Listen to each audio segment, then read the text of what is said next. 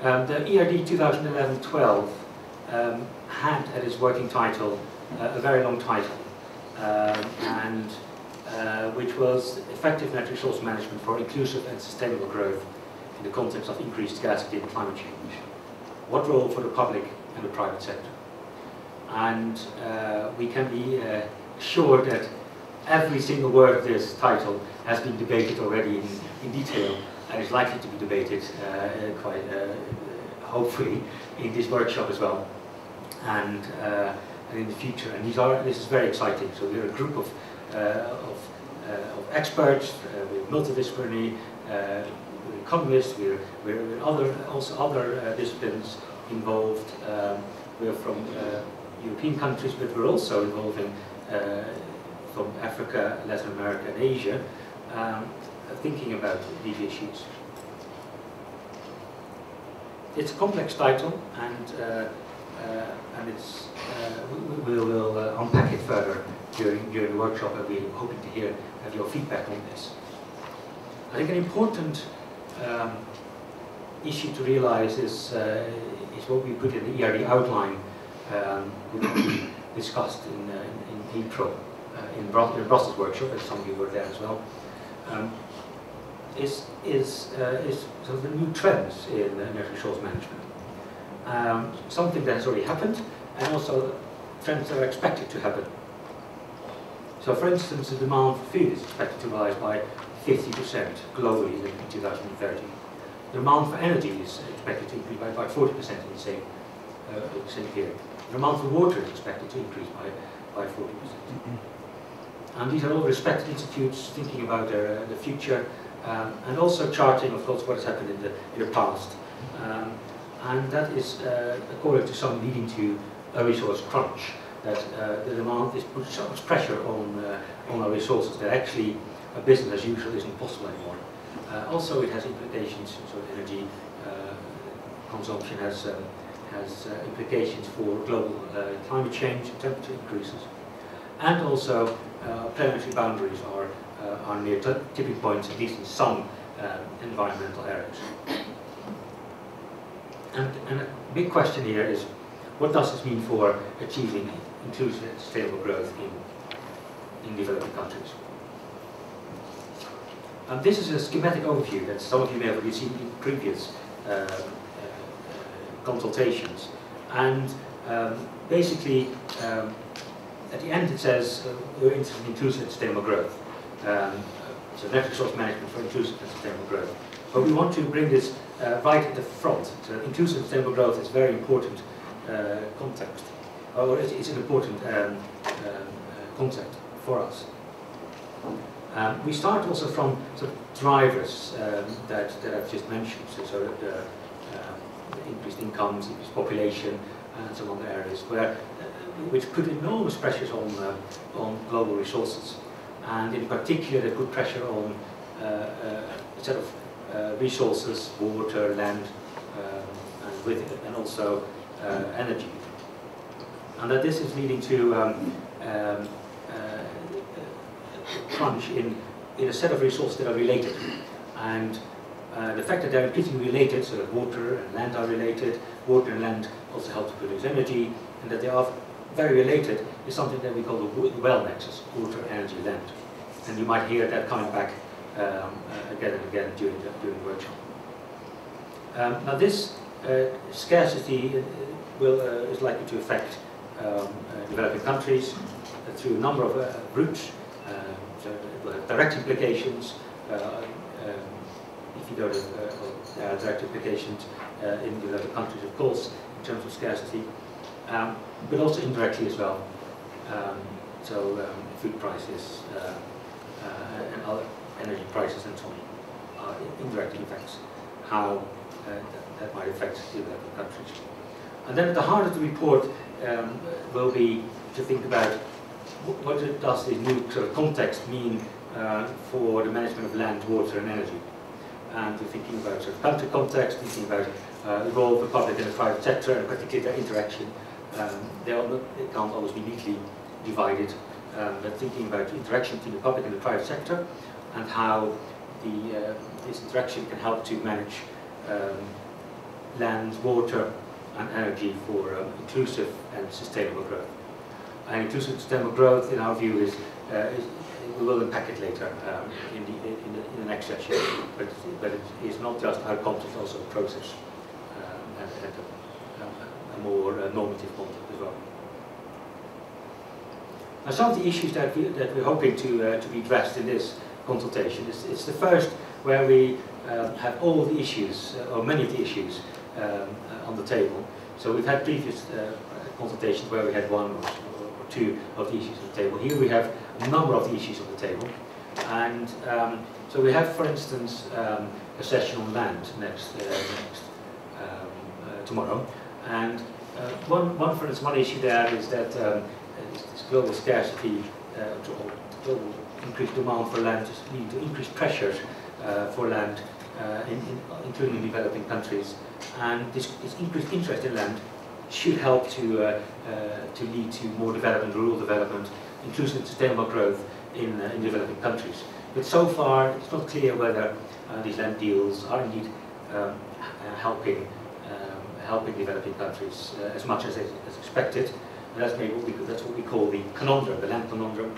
And I'm thinking about how what policies could help to improve the outcomes.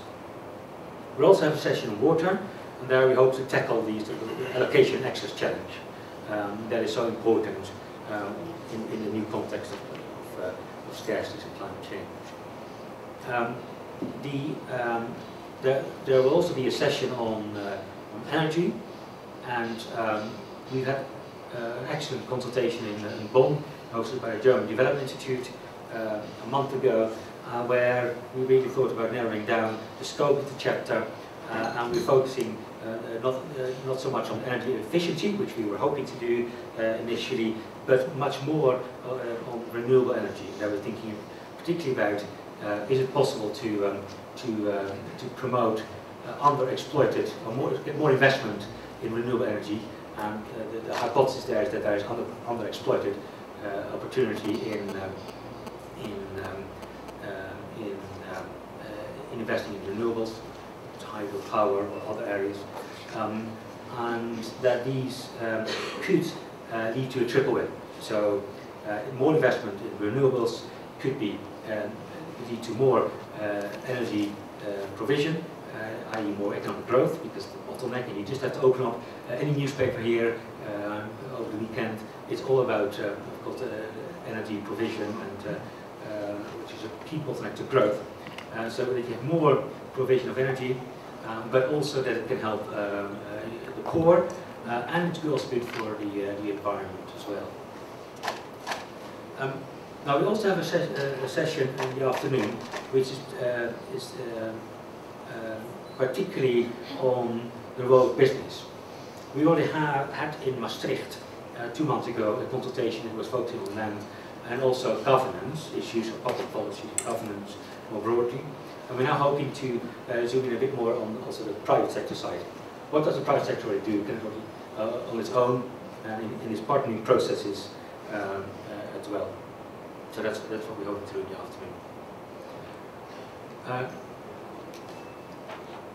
Just these sort of issues, I mean, they resonate also in here in Kenya, in East Africa as well. Just opened up the newspaper yesterday, the East African, and basically there's a huge issue about land issues in southern Sudan, for instance. Apparently already 10% of the land had been leased out already to foreign interests. Doesn't benefit. Scarcity of water, of course, is a huge issue at the moment, and we'll see more on that. Energy is an important issue. Rwanda, Uganda, Tanzania, hydropower issues. Also initiatives, Seth Miller had some interesting new initiatives about managing resources. So these are issues that are also likely to resonate here as well, including as in other developing countries. This is part of the whole process. We've had consultations already. So we started in December. That was the kickoff meeting. We had done some literature reviews. in March, so a meeting on that. So mapping out the new trends in natural resource management, for instance.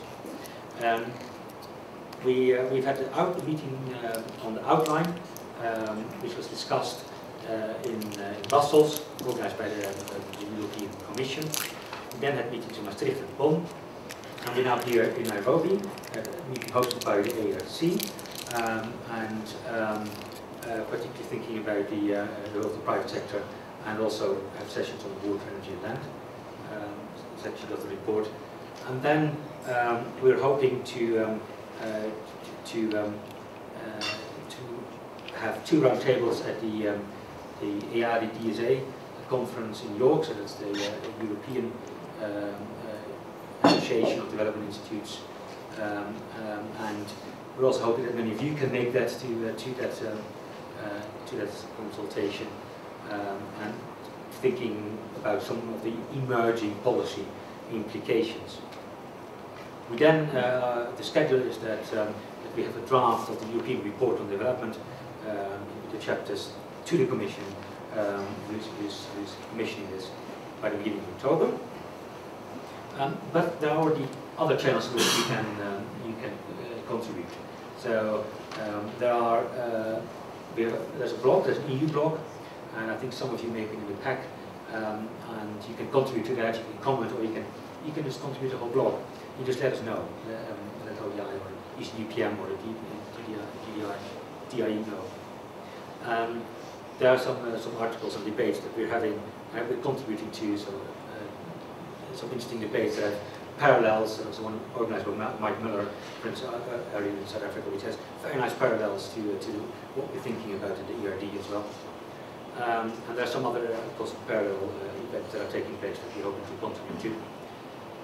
We're also are in the process of commissioning papers, and there is already a list of some commissioned papers that are already, some of them are already ongoing, others are in the process of being contracted, and there are some that we're hoping also to conclude, or at least to think about during the workshop.